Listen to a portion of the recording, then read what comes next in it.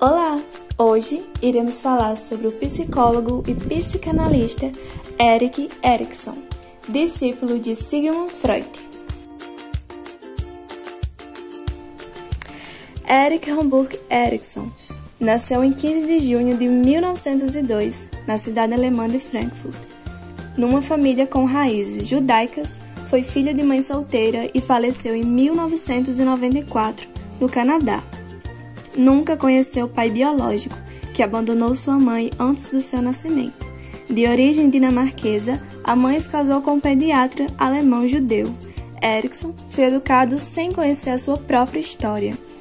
E quando ele descobriu, abandonou o sobrenome do padrasto e fabricou um sobrenome utilizado no processo escandinavo, que consiste em acrescentar o sufixo son, que em inglês significa filho, um nome próprio.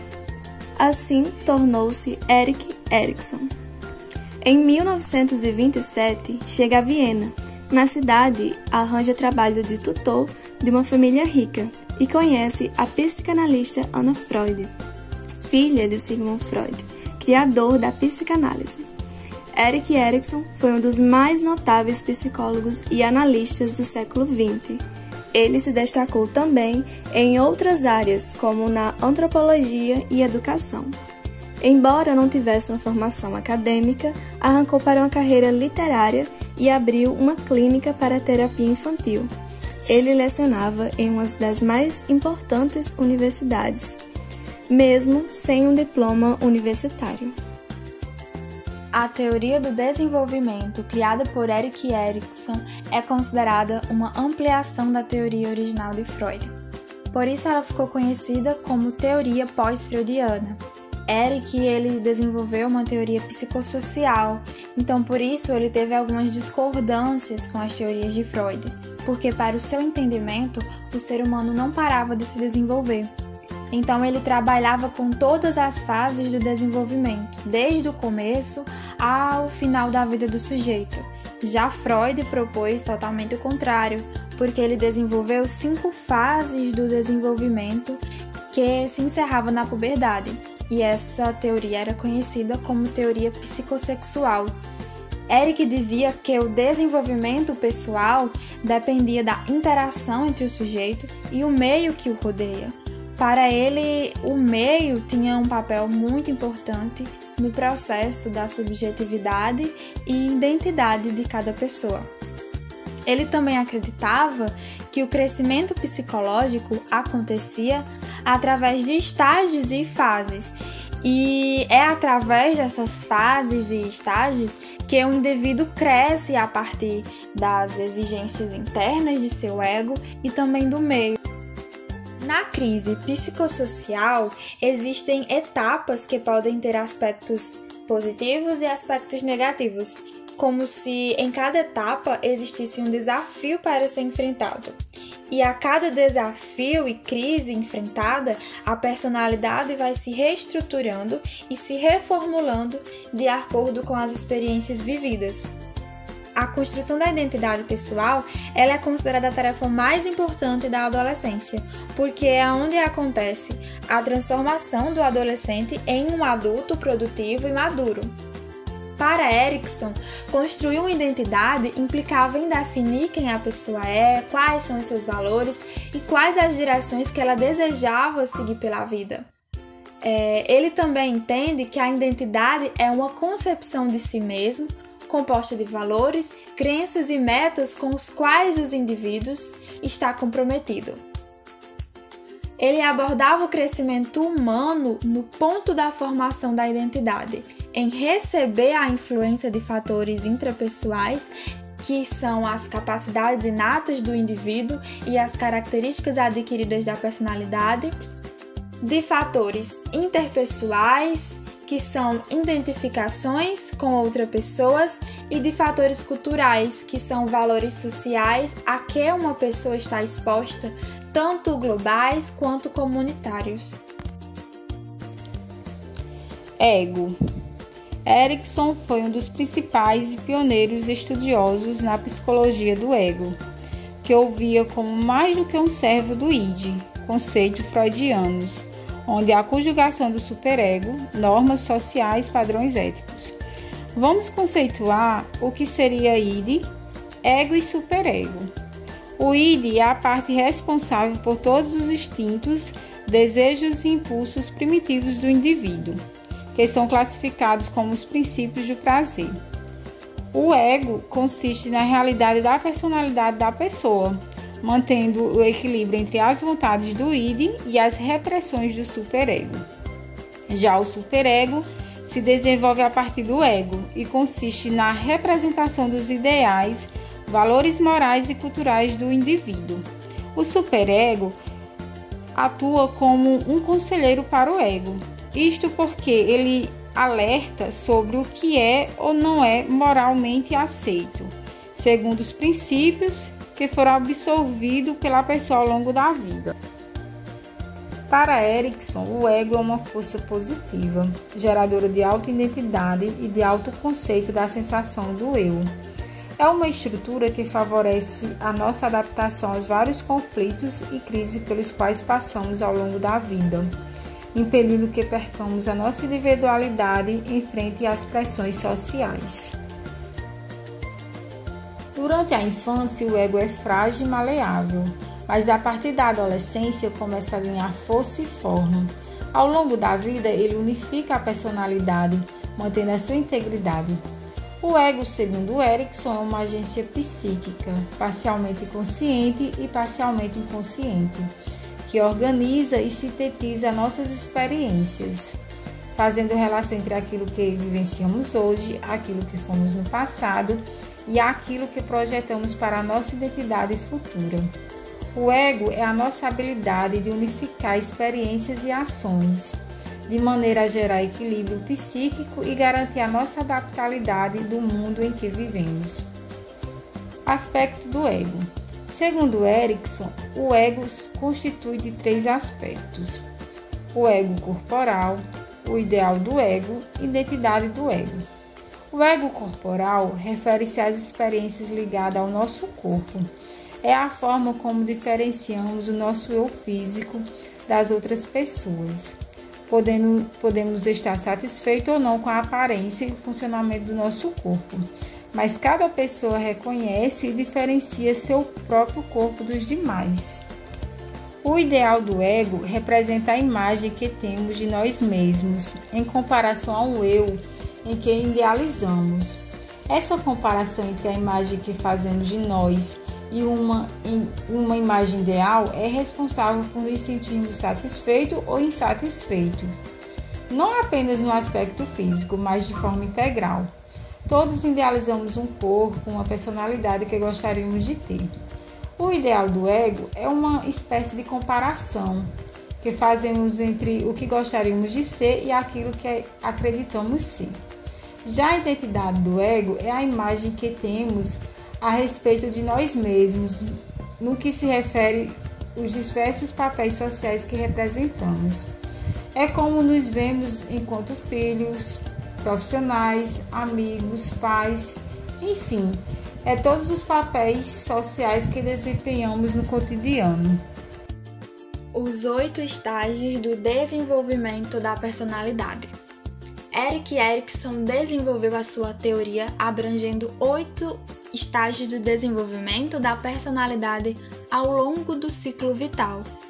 E cada estágio da sua teoria envolve uma crise de personalidade que tem como questão de desenvolvimento importante no processo e que continuará a ter alguma relevância durante toda uma vida. As crises elas surgem como um cronograma de maturação em fases e que devem ser satisfatoriamente resolvidas para um desenvolvimento saudável do indivíduo. O primeiro estágio é a confiança versus desconfiança, de crianças de 12 a 18 meses. Nesse estágio, o bebê interage com seus cuidadores próximos. Os primeiros atos de socialização, no qual surge um sentimento de segurança, que desenvolverá a confiança nas pessoas e no ambiente, como por exemplo, o bebê procura preencher suas necessidades utilizando o mamilo, sugando e ingerindo outros alimentos. A mãe, ela induz confiança, atendendo assiduamente a essas necessidades. Já os comportamentos de insegurança, desconfiança e ansiedade seriam efeitos colaterais de negligências dessa fase. O segundo estágio, que é a autonomia versus vergonha e dúvida, está entre o segundo e o terceiro ano. Então, as crianças nesse momento estão apenas começando a ganhar um pouco de independência. Elas começam a executar as ações básicas por conta própria e a tomar decisões simples sobre o que elas preferem. E quando isso acontece, podem ajudar as crianças a desenvolverem um senso de autonomia. Inclui também ganhar mais controle sobre o que elas desejam comer, as preferências dos brinquedos que elas querem ganhar e até a roupa que ela quer vestir. Crianças que concluem com êxito essa fase, elas se sentem mais seguras e mais confiantes. Ao contrário daquelas que não fazem, elas são deixadas com um sentimento de inadequação e de insegurança. Então, por isso, Erikson acreditava que o equilíbrio entre autonomia e vergonha e dúvida levaria à vontade, que é a crença de que as crianças podem agir com a intenção dentro da razão e dos limites. Iniciativa versus culpa, entre 4 a 5 anos. Uma vez desenvolvida a autonomia, a criança parte para a iniciativa, aplica suas atividades físicas e mentais para expandir em outras áreas de forma criativa e social, amplia sua rede social além da família imediata, alfabetiza-se e desenvolve a imaginação. Os mesmos brinquedos ganham funções diferentes e o mundo ao redor é mais explorado intensamente. Iniciativa ou falta dela gera a responsabilidade internalizada na forma de culpa. No quarto estágio, fala sobre a construtividade versus inferioridade, com crianças de 6 a 11 anos. Nela surge na criança a necessidade de controlar a imaginação e direcionar o foco criativo para processos de socialização formal, principalmente a educação. A habilidade, a diligência e a perseverança são recompensantes. Entretanto, se há muita cobrança ou inadmissão de falhas, pode surgir uma desmotivação e um sentimento de inferioridade, o que acaba atrapalhando drasticamente no desenvolvimento da criança. Estágio, que é a identidade versus confusão de papéis, que está entre os 12 aos 18 anos. É uma fase durante a adolescência que tem um papel essencial no desenvolvimento de um senso de identidade pessoal. Então, a tensão entre ser diferente e se conformar às normas de algum grupo para ser aceito gera a crise de identidade. A pressão para assumir um papel na sociedade, quem sou eu, qual carreira vou seguir. Então isso tudo acontece porque o adolescente ele é acompanhado pelas drásticas e autoconscientes transformações biológicas. O adolescente ele muda muito rápido os seus traços de personalidade e às vezes acaba não se reconhecendo nos novos papéis. E isso acaba resultando em uma confusão. Aqueles adolescentes que conseguem o incentivo adequado através da exploração pessoal e também do senso de si mesmas, eles têm um controle e uma independência maior do que aqueles que permanecem inseguros em suas crenças e seus desejos. Eles aí vão se sentir confusos sobre si mesmos e sobre o que vai acontecer no futuro. Concluir essa etapa leva com sucesso para a fidelidade, o que Erikson descreveu como a capacidade de viver de acordo com as normas e as expectativas da sociedade. Intimidade versus isolamento, entre 19 a 40 anos. Uma vez estabelecida a identidade, a pessoa aproxima-se de outras conforme os valores, os gostos e interesses que têm em comum. Essa socialização em faculdade, trabalho ou relacionamento íntimo requer uma identidade forte, saber o que quer. A incompreensão, mútua ou não, de outro sujeito ou dificuldades em forjar relações íntimas podem empurrar a pessoa para o isolamento. Generatividade e estagnação, entre 40 a 60 anos. A socialização adulta anterior pode resultar em uma carreira, família ou amizades duradouras. Aqui começa uma atividade reflexiva de transmissão dos bastões. É o tempo de educar seus filhos. Socialmente é quando se torna comum engajar-se em causas com uma articulação maior e menos com improvisos ou paixões espontâneas. O papel do profissional requer tanto reconhecimento quanto influência em seu meio, inclusive além das recompensas meramente utilitárias. Se os projetos frustram ou sua autoavaliação não é satisfatória, há uma estagnação e autossabotagem. Por fim, o 8º estágio. A partir dos 70 anos, mais ou menos, ocorre aquilo que Erik Erikson chamou de integridade versus desespero, a velhice. Sua história e legado são avaliados, quer por arrependimento ou gratidão, a pessoa pode se tornar mais doce, quer por revolta ou indiferença, uma pessoa amarga, que liga menos para a opinião alheia.